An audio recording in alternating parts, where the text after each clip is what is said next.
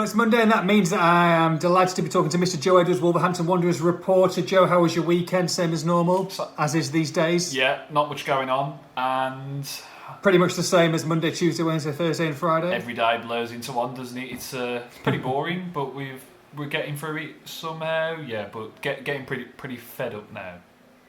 Getting fed up, looking for some football to return. What do you think the chances are at this moment in time?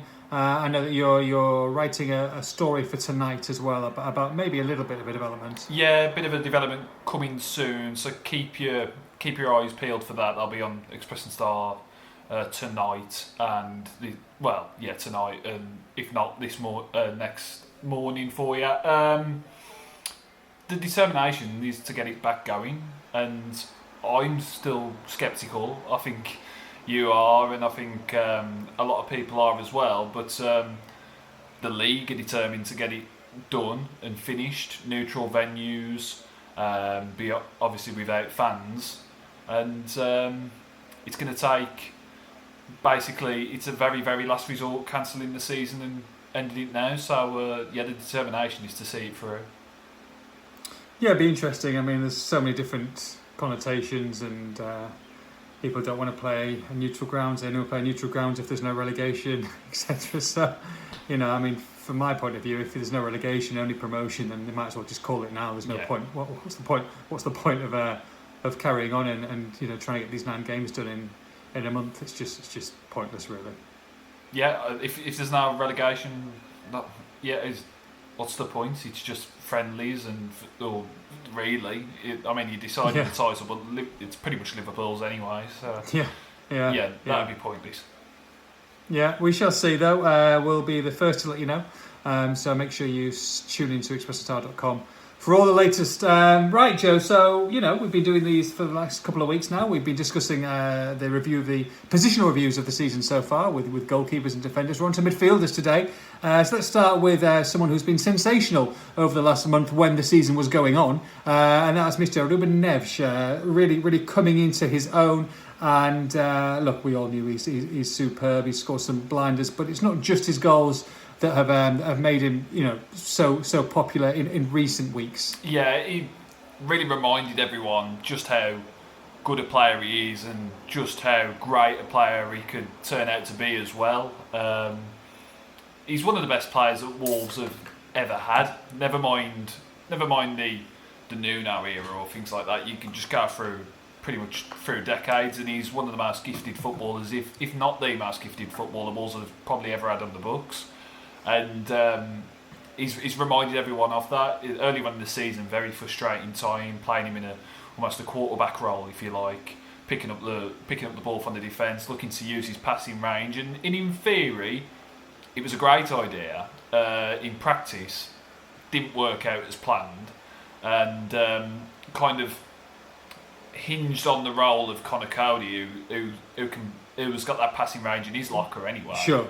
And Neves found himself a bit lost in the shuffle, and but luckily since the turn of the year, playing in a midfield 2 with Joao Moutinho still, but getting forward, getting shots off again. He's added 3 or 4 more stunning strikes to his show reel this season, and the sky's the limit for Neves. It really is. And we were looking at him, say, October time in that quarterback position, and there was some bad habits. It was almost a Hollywood pass, kind of admire your work, and the stuff off the ball weren't really showing itself up too much. But since then, he's become that all-round midfielder we know him to be again, and he has been a delight to watch. So hopefully we'll get to see him in action again soon.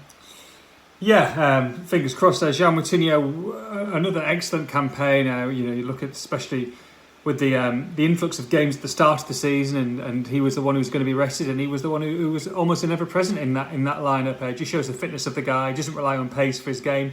His mind is way ahead of most of the players on that pitch. And look, he's like a fine wine. He signed a new contract, and he's going to be key going forward for the next couple of seasons. Yeah, he shows no signs of slowing down.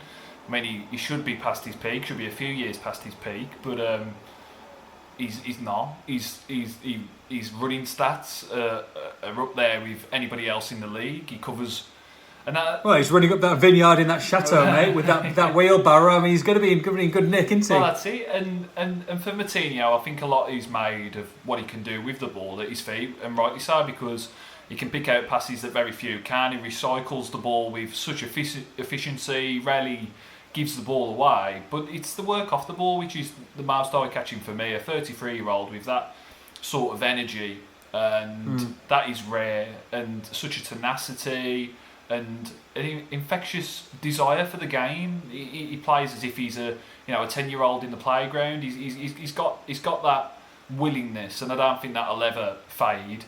Yes, he may not be the quickest, but I don't think that matters. His brain makes up for that. He knows the positions to take up. He knows what tackles to make. If he's got to make a professional foul, then he'll do it. He knows the game. He reads it like a book. And again, one of the most smart players that Wolves have ever had. Leander Dendoncker makes up the kind of midfield trio, and I know Saiss has played in there a little bit, but we kind of discussed him from the defensive point of view. Dendoncker's played at defence as well and did really well when Willy Bolly was out, but he is really, and I think everybody agrees that he's better in a midfield position, and maybe, like I said, just behind those two central midfielders that we've talked about. How do you think he's done this season, and going forward, do you feel that he's cemented his place in this starting 11?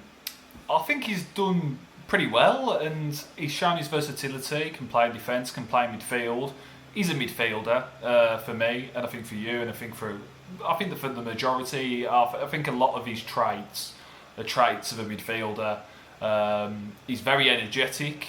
He likes to get stuck in, and he likes to get goals as well where he can, and get on the end of crosses and make those late surging runs into the box. And as a centre half, I don't think necessarily the strengths of his game are accentuated. I think more so in midfield.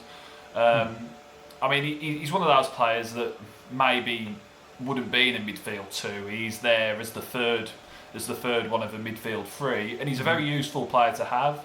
In terms of a starter, maybe not. If you're drawing up Wolves' strongest 11, he doesn't quite get in there. Perhaps, but he's the first person you'd say off the bench really to come in if it's defence, if it's midfield, and do a job. And he's a very, very solid player to have, especially when you're competing on multiple fronts as Wolves have been. A lot was kind of discussed about Morgan Gibbs-White, and it was a big season for him. He hasn't lived up to those expectations, probably the expectations he put on himself as much as everybody else. Look, we've talked about him a lot on the podcast and on Facebook Lives. He does need some kind of a kickstart, and we think that potentially with the recruitment over the summer and when this next season may start, we don't know when, that maybe if Wolves are going to progress and they're going to go forward, that we'd be looking to get some kind of at least a short-term loan for Gibbs-White in the Championship, make him play day in, day out. Yeah, he needs regular football, but if there's any players that this enforced break may have done a bit of good, it might be Gibbs-White. He's had a lot of niggling injuries. Yes, when he has played, he hasn't really done enough. He hasn't been out by injuries either, though. They've kind of just little hamstring, little back things and stuff like that. So I think that this break, give him some time to get over those injuries. He had one just before the break as well, so his kind of fitness situation is still a bit up in the air. But if he can work on those, get himself in proper shape, match ready, hopefully for when football restarts, we may start to see something of Gibbs-White's best again.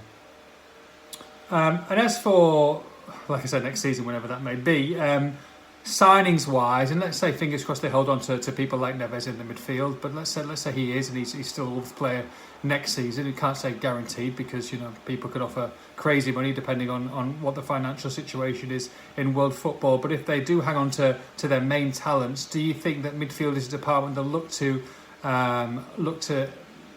bring in one or two players? I know a lot of people have been talked about that 10 role, that attacking midfield role, although the way that Nuno plays at this moment in time probably wouldn't suggest that would be someone they'd be looking at. But do you feel that they are maybe one midfield, if not two, short of really having a superb strength and depth squad? Maybe one. I just think Nuno and Wolves like to like to have kind of succession planning, I guess, in place. And you're looking at Moutinho. Yes, he's not slowing down, but at the same time, he's not the youngest. And I think it'd be nice to have somebody in, whether it's this next window or perhaps January or maybe even next the summer after that, getting a midfielder in and getting embedded in for maybe a year or two, just to make sure that they are ready to take on that role once Moutinho has to step away and retire maybe. So if you've got a player, get him in, get him used to the setup, get him used to Nuno's way of playing, because we've seen over the past couple of years it may not happen straight away. It didn't happen straight away for Dendoncker, didn't happen straight away for Adama Traore. I mean, his first season wasn't anywhere near what was expected, but this season obviously been very good. So if they get a player in, maybe get him 6 months to a year to maybe ingrain themselves and settle just a centre midfielder to take on the Moutinho mantle in a year or two maybe. Good stuff, Joe. We'll have to leave it there because we've gone over our time, but we'll be hearing from the forwards next week or on Monday, next Monday, and of course we'll have the podcast back end of this week, Thursday and Friday. From me, from Joe, take care.